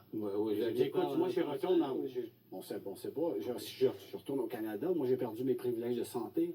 J'ai trouvé de me remettre sur la file 3 mois après de retrouver tout ça. Hein. Et puis, mais même à ça, j'ai pas les moyens pour supporter l'opération, pour payer ça. Non, on veut te la donner gratuit si tu veux. Ah, merci. Mais ils ont fait ça avec succès et précision. Et puis, mais il faut faire confiance en même temps. Puis, c'est bon. Et c'était. J'ai été comme justement au niveau des dents. Les pieds au niveau- aussi qui étaient maganés pas mal. Ah, les pieds. J'ai souffert en Chine. Ça a été là, ça fait depuis l'Iran que j'étais mal chaussé, puis j'ai eu peur de perdre mes pieds. Mais tu marches dans les chaleurs et puis t'as mal aux pieds, tu souffres, mais à chaque pas, ça te rebondit dans le cerveau. Aïe, aïe. Et puis là, je suis arrivé en Corée, après avoir arrivé à Chiang Mai, et puis il était en mauvaise condition. Et puis, chanceux, en Corée, l'hôpital Samsung, les appareils, là, et puis ils m'ont donné 2 paires d'orthèses. Et puis tranquillement, c'est revenu. Alors, votre cellulaire, est-ce que c'est un Samsung maintenant? Non, Non, ils ont pas Vous nécessairement. n'avez pas un titre. Je sais pas, faudrait que je regarde, mais écoute, je l'utilise pas beaucoup. Mais vous avez été en Asie, là. Parlez-moi de l'Asie. Comment vous avez trouvé ça par rapport au reste, là, par rapport à l'Afrique, l'Europe? L'Europe, ça ressemble chez nous, là, mais l'Asie, vous avez trouvé ça comment? Je suis rentré en Turquie, il y a eu la Géorgie, Azerbaïdjan. La Géorgie, j'ai trouvé que les gens buvaient un petit peu trop. Hein. Bon, c'est un ex-pays de l'Union soviétique. Après ça, c'est rentré dans l'Iran. L'Iran, j'ai réussi à avoir le visa. Et puis, je rentre là-dedans. Et puis, à un moment donné, je laisse pousser un petit peu ma barbe, tu sais, pour être un petit peu que les gens soient confortables avec moi. Je rentre dans un restaurant humble. Il me donne à manger. L'homme, de façon rude un peu, je paie la note. Il me dit, coupe ça. Quoi? Rude de même. Fait que là, je rencontre des gens par après sur le bord de la route. Je dis, pourquoi ils veulent que je coupe ma barbe comme ça, une petite barbe? Il dit, c'est parce que si, là, tu as une petite barbe, c'est parce que tu supportes le régime. Fait que là, des fois, il me faisait ça comme ça, puis comme ça. OK. Donc, c'est pas tout le monde quand tu es dans C'est une pas région, toujours, qui supporte pas toujours, trop ça le régime, dépend. t'es mieux de pas avoir la barbe. Ils sont des Perses, un petit peu différents. Alors, on voit les looks différents que vous avez arborés tout au cours de ces 11 ans-là. Barbe, pas barbe. Les chapeau, déserts, pas chapeau. les Vous avez l'air de moments, Victor Lévy-Beaulieu, une place, là, Voyons. de James Bond en bas, de l'incroyable Hulk à côté. Est-ce que vous avez rencontré votre femme à tous ces accoutrements-là? Parce qu'elle allait vous Oui, retrouver. oui, avec une petite barbe, c'est sûr. Hein. Écoute, j'étais trempé dans les pays, et puis c'est sûr que dans les déserts, l'eau est précieuse. On se lave, on se rase pas. Et vous avez Aussi, en souvent même temps, manqué pour, d'eau. Vous avez souvent un manqué petit peu de temps en temps, exactement, oui.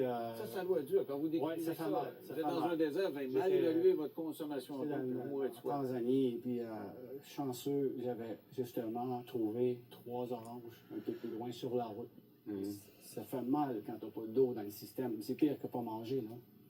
Et là, on me dit qu'il faisait 45 degrés là, sur cette photo. Ouais, oui, on se protège sur la route. Australie, ça, je pense. En Australie. Ça a été 3 mois. 45 degrés, longue route d'asphalte, la solitude. Ça a été mon dernier désert, le 6e. Et puis, mais je suis vraiment heureux de le faire. Dans ce temps-là, je me suis dit, écoute, c'est le dernier défi de toute ta route. Tu arrives dans notre monde, hein, après ça, l'Australie, Nouvelle-Zélande, Canada. Ben, profite-en. Alors, profitez-en pour avoir chaud là, avant d'aller geler au Canada.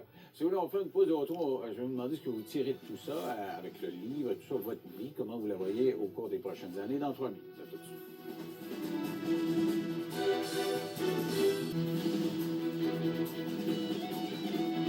Allez, en terminant, comment vous voyez la suite des choses? Vous avez 57 ans maintenant, vous avez fait le tour du monde. Travaillez-vous?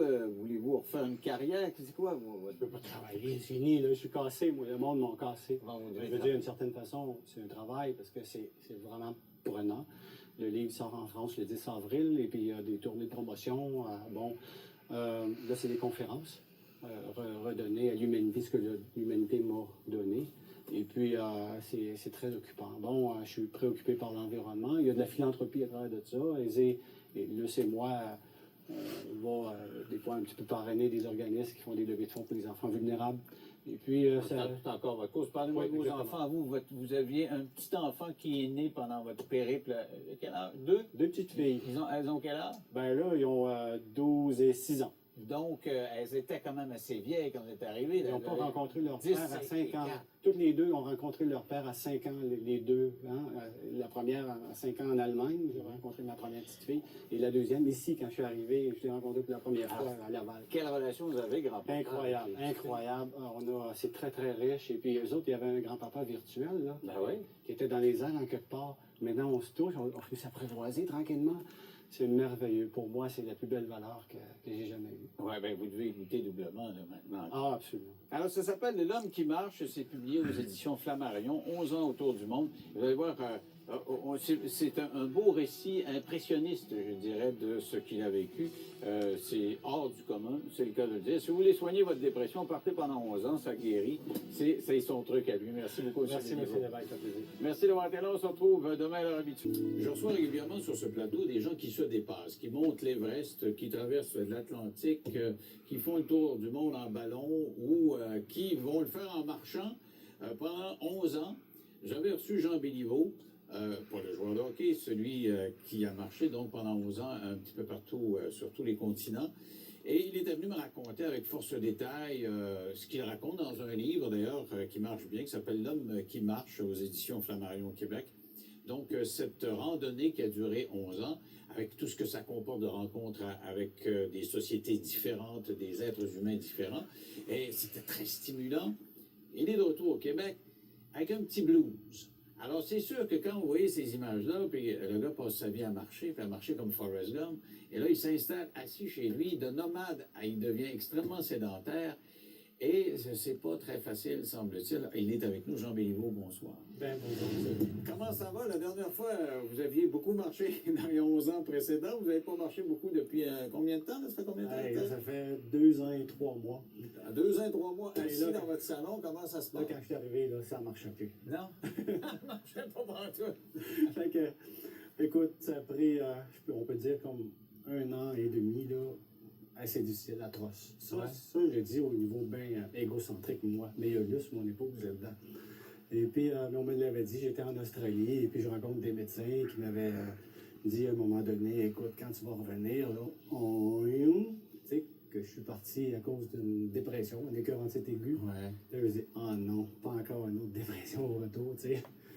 Oui, ça a été ça. Ça a été des blues de temps en temps. Et puis, surtout dans les premiers mois, difficiles. Après ça, mais ça paraît pas en public. Et toi, tu le vis, là, toi, dans... Ah oui, parce qu'il y avait des entrevues à la télé, lancement de livres, etc. Absolument, Mais les vous conférences. ne marchez plus, là. Vous êtes assis. Non, mais écoutez, par chance que je continuais mes marches 1 heure ou 2 par jour, je les continue tout le temps. Ça a été vraiment ma thérapie. Fait que, on dit tout le temps, écoutez, si vous êtes dépressif, allez prendre une marche. Oui, ben partez pas à 11 ans. Oh non, là, ce qui va me tuer, je pense. Ah ouais. Mais comment ça se passe dans le couple, justement? Là, vous aviez une relation, elle nous avait expliqué ça à distance. Là, elle pouvait aller vous voir sur un continent, puis 6 mois après sur l'autre, etc. Comment ça se passe au jour le jour? On se tombe ses nerfs, non? Ben écoute, c'est pour ça que certains me disaient, ah, c'est ça le truc pour être ensemble, tu sais, tellement loin. Ouais. Et nous, on pense qu'on a vécu une belle histoire d'amour ensemble, puis on se fait des projets. Tu sais, à partir de 6 ans avant le retour, on s'imaginait comment ça va être le retour, tu sais, la romance, ensemble, d'être ensemble.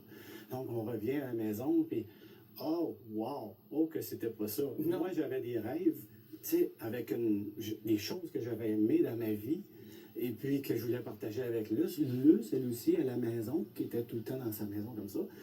Des choses belles qu'elle vivait en même temps, OK, qu'elle voulait partager avec son homme. On rentre ensemble. Oh, le clash. Il n'y a pas de violon dans la maison, là. Ouais. Et puis, oui, ça a été un peu difficile. Et puis, bon, ben, qui fait que là, on s'est aperçu avec le temps qui... ça a pris, comme on dit, à peu près 1 an et demi, ça, tranquillement. Là, ça s'est estompé, cette affaire-là. Et puis, là, Luce, elle me disait, carrément, même aujourd'hui, elle me dit, à un moment donné, j'ai lâché prise. J'ai lâché prise de te dire telle chose, de faire telle chose. Et puis, j'arrivais, moi, en fait, dans son territoire, OK? Puis elle, avec tout l'amour qu'elle voulait me donner, me laisser de la place. L'être humain est territorial, elle contrôlait chaque pouce de la maison. Non, tu faisais 11 ans qu'elle était chez elle. Ben voyons, en principe, tu sais, puis là, c'est ça, prends ta place, prends ta place. Mais écoute, mais ça, tu ne vas pas mettre ça de même, tu vas mettre ça comme ça, t'as l'affaire, tu dis ça, fait que là, tu serais habitué à tout ça. Ouais, c'est ça. Et moi, avec ma vie qui était complètement, on peut dire, marginale, et puis bon, ben écoutez, tranquillement, je pense que l'être humain s'habitue à son nouvel environnement. Il faut laisser le temps passer, comme elle me le disait. Puis, bon, c'est pas évident. Mais il faut être un couple assez solide de ne pas avoir passé au travers ces 11 années-là.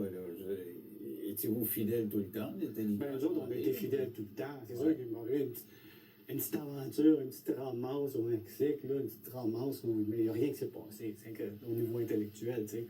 Et puis après ça, ben, mais nous, oui, après ça, ben là, on revient à la maison, et toi, tu te dis que le couple, il faut que ce soit solide, ben, c'est peut-être vrai. C'est peut-être vrai, tu sais, dans la solidité, pour avoir fait un accomplissement comme ça, parce que là, maintenant, on s'en aperçoit, moi, je m'en aperçois, ben, tu m'imagines, c'est la plus longue marche autour du monde. Ben ouais.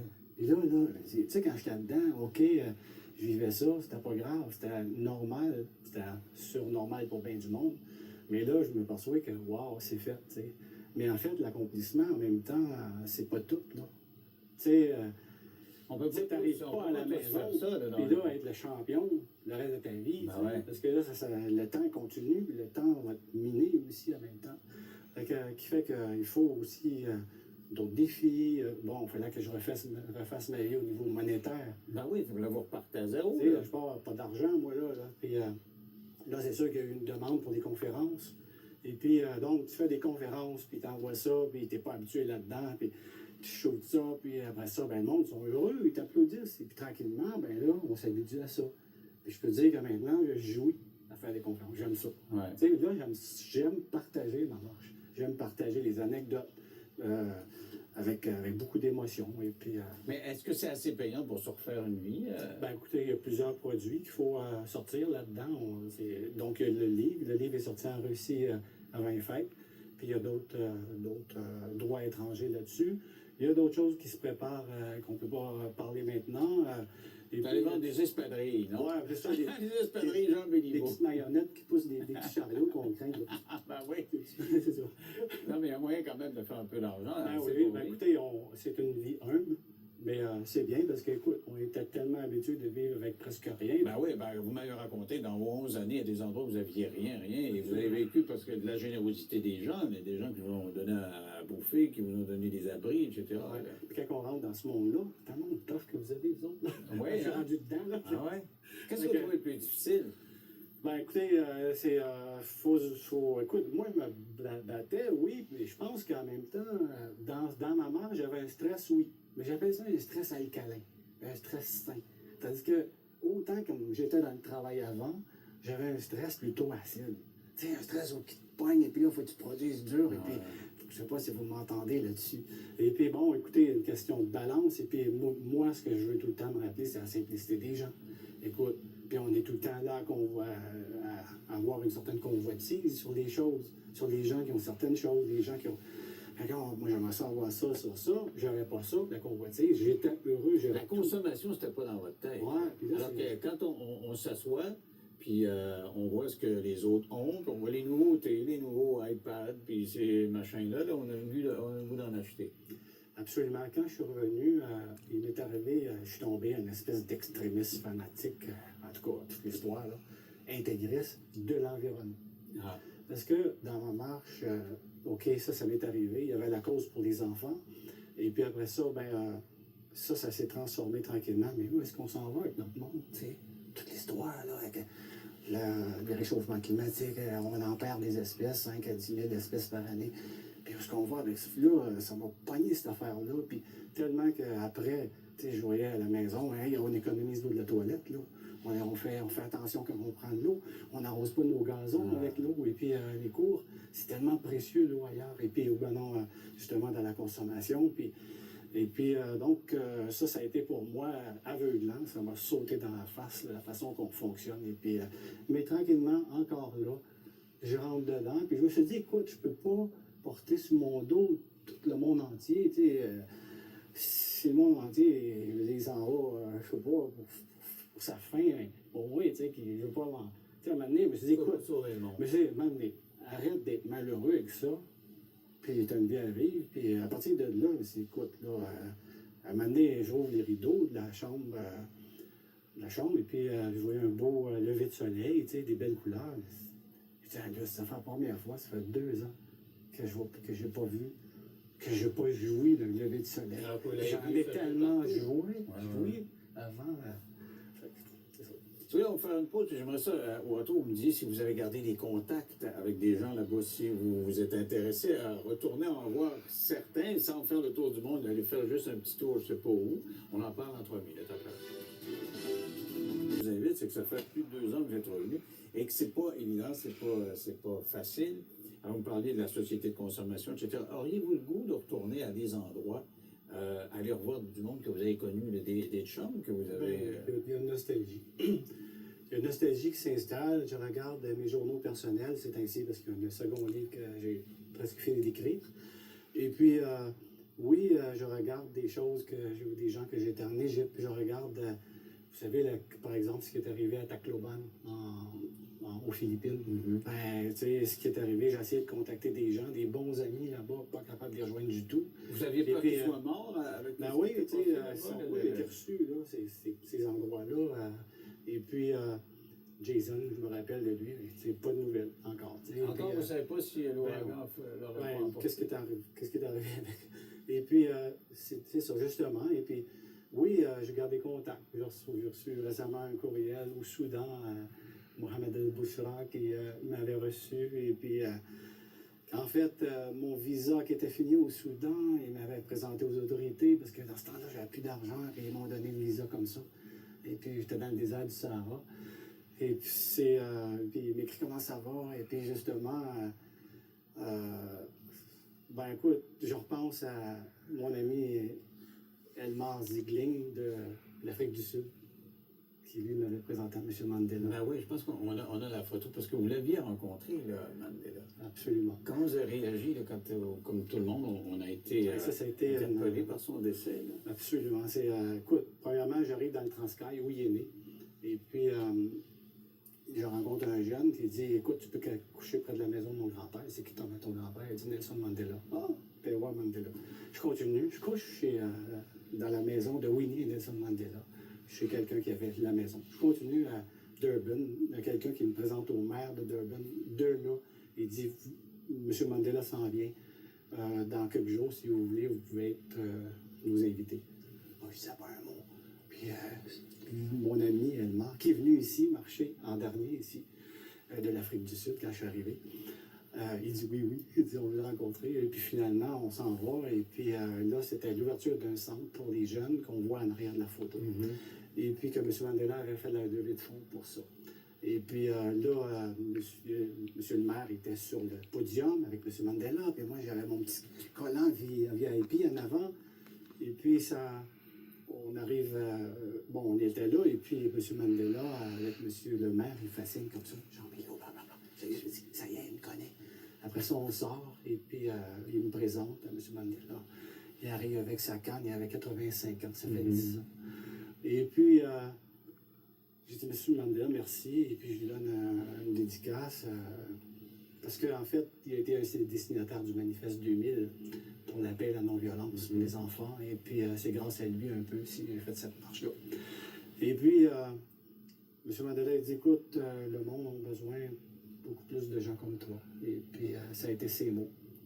Après ça, je suis parti. Moi, j'étais comme une médinette, là, à rencontrer le papa du monde entier. Ben ouais. Et puis, donc, je continuais en marche. Et puis, quand je rencontrais des Zoulous, des différentes tribus, et puis, qui me donnaient la main, t'as touché M. Mandela. Hein? C'est parce que pour eux autres aussi, c'est oui, grand. absolument. Et puis, donc, eux, ils ont un langage qui est drôle. Ils parlent avec des clics. Il est de la tribu Xhosa. Ah, Est-ce que vous êtes capable? Xhosa. Xhosa. Pas pire. Xhosa. Et puis, ils ont une sorte de bière qui s'appelle Mikomboti. Qui fait que, ben oui, tranquillement, c'était, pour moi, ça a été ma clé. Mais pour la- vous ennuyez-vous de ça, de ces découvertes-là? Absolument. J'ai Ben eu oui, Blanchet récemment, dont le livre est un grand succès, là, c'est un des meilleurs vendeurs pendant le temps des fêtes, et qui a exploré partout à travers le monde, c'est un bourlingueur aussi, mais qui a finalement décidé de s'asseoir. Il a connu l'amour en Thaïlande, et là, il est en Thaïlande, il a ouvert un restaurant, etc., mais il a quand même ce goût de voyager. Vous, allez, Ah oui, vous n'avez absolument. pas le goût Écoute, d'ouvrir les- un restaurant Non, quelque non, part? les affaires comme ça. Non, ça va être plutôt, écoute, on a un projet à l'automne où on est en train d'établir comme un trajet, là, soit à Bali, au Maroc, au Costa Rica, de gens, si les gens veulent venir marcher avec moi. Donc, partir ensemble et puis aller faire un trajet et jouir simplement d'une couple de semaines d'exotisme et puis vivre un petit peu avec les gens comme ça. En train de OK, regarder avec, ces choses. je dirais, le principe de simplicité volontaire, parce que vous, Ouais. c'est pas des voyages de luxe, là. Non, oui, c'est ça. Mais écoute, pas de danger, on est bien quand même. Et puis, donc, expérimenter, justement, le minimalisme, la simplicité. Mais vous ne seriez pas capable de faire du 9 à 5, d'avoir un Non. travail, c'est pas moi, Non. une agence de voyage, là, puis ça Non. serait contribuer à ce que vous avez fait? Non, Paulo Coelho qui dit, ça dit quelque chose, Paulo Coelho? Ben oui, ben oui. Oui, qui dit, si vous trouvez que l'aventure est dangereuse, essayez la routine, elle est mortelle.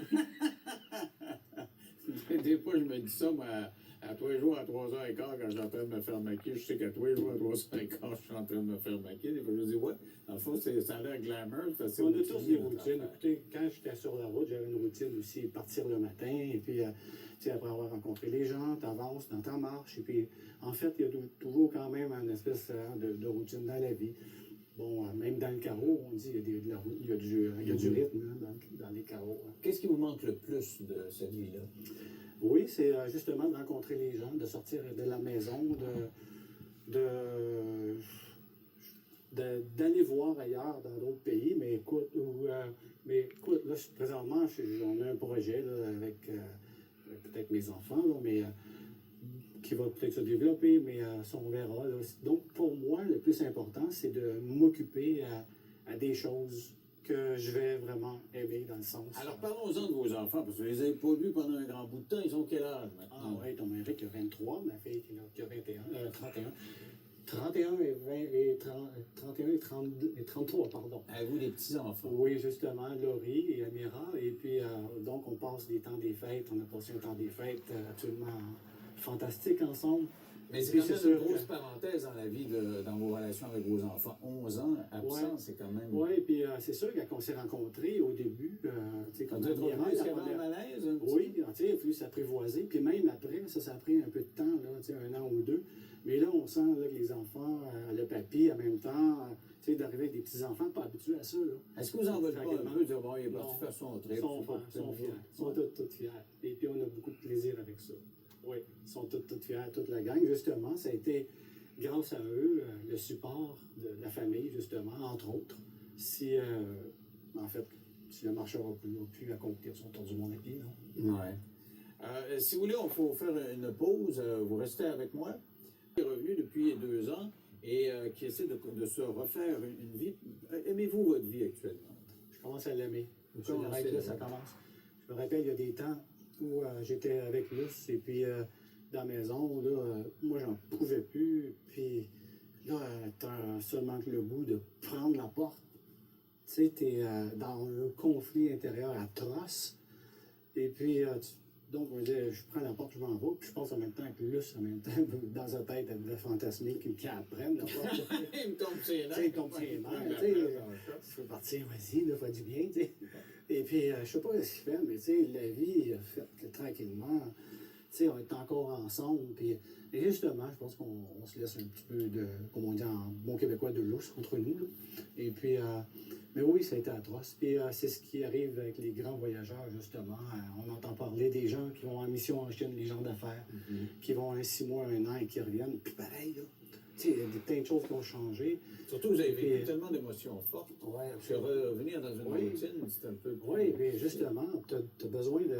Tu es comme dans une roue qui tourne, tu sais, mes repères, j'étais en mouvement, et puis, donc, j'arrive à la maison, tout devient statique, et puis, de me refaire mon environnement. Je me rappelais plus, moi, j'avais tout délité ça, effacé ça de ma mémoire, mon environnement physique, Je reviens, ah, c'est comme ça, ah, tu sais. J'ai quelqu'un qui a vécu la...